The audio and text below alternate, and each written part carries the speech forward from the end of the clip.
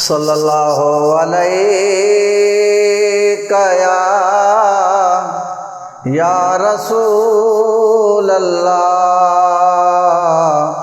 वसल्लम अलैका या हबीब अल्लाह। तुझी कविता तारीफ मोहम्मद जैसी ताईं ही जानवा। तुझी कविता तारीफ मोहम्मद जैसी ताईं ही जानवा। जैसी ताईं ही जानवा जान तो ता कुर्बानवा।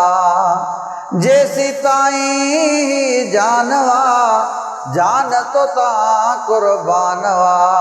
तुझी कविता तारीफ मोहम्मद जैसी ताईं ही जानवा। आही नबिल में नूर तू हाजुर नाजुर हुजूर तू। आही नबिन में नूर तू हाजुर नाजुर हुजूर तू।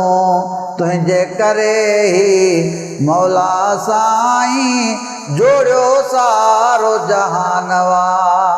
तुझे करे ही मौला साईं जोड़ियो सारो जहानवा। जोड़ियो सारो जहानवा जान तो ता कुर्बानवा। तुझी कविता तारीफ मोहम्मद जैसी ताईं ही जानवा। तो सा गल्हाया जानवर वण पखी तोड़े पत्थर। तो सा गल्हाया जानवर वण पखी तोड़े पत्थर। बेज़िबा बे जान पत्थर तुझो सुञातो शानवा। बेज़िबा बे जान पत्थर तुझो सुञातो शानवा। तुझो सुञातो शानवा जान कुर्बानवा। तुझी कविता तारीफ मोहम्मद जैसी ताईं ही जानवा।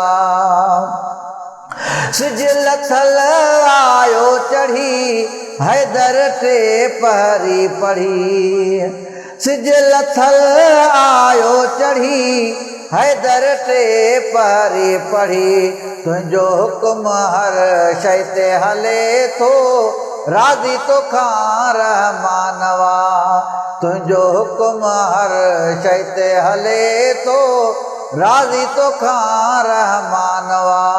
राज़ी तो खां रहमानवा जान तो ता कुर्बानवा। तुझी कविता तारीफ मोहम्मद जैसी ताईं ही जानवा। जैसी ताईं ही जानवा जान तो ता कुर्बानवा। तुझी कविता तारीफ मोहम्मद जैसी ताईं ही जानवा। तुझो आला मकाम वा आदो तो दीन इस्लाम वा।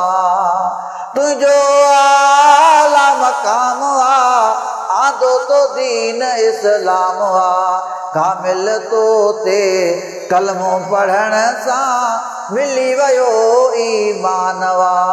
कामिल तो ते कलमो पढ़ण सां मिली वयो ईमानवा। मिली वयो ईमानवा जान तो ता कुर्बानवा। तुझी कविता तारीफ मोहम्मद जैसी ताईं ही जानवा। अब्दुल्ला हलीम लिखो गज़ल ते कयो पंहिंजो फज़ल। अब्दुल्ला हलीम लिखो गज़ल ते कयो पंहिंजो फज़ल। दरस दामल तुझी वरती तॾहिं बनियो सना ख़ानवा।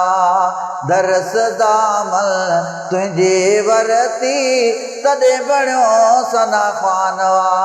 तॾहिं बणियो सना ख़ानवा जान तो ता कुर्बानवा। तुझी कबी तारीफ़ मोहम्मद जेसी ताईं जानवा जेसी ताईं जानवा जान तो ता कुर्बानवा तुझी कबी तारीफ़ मोहम्मद जेसी ताईं जानवा।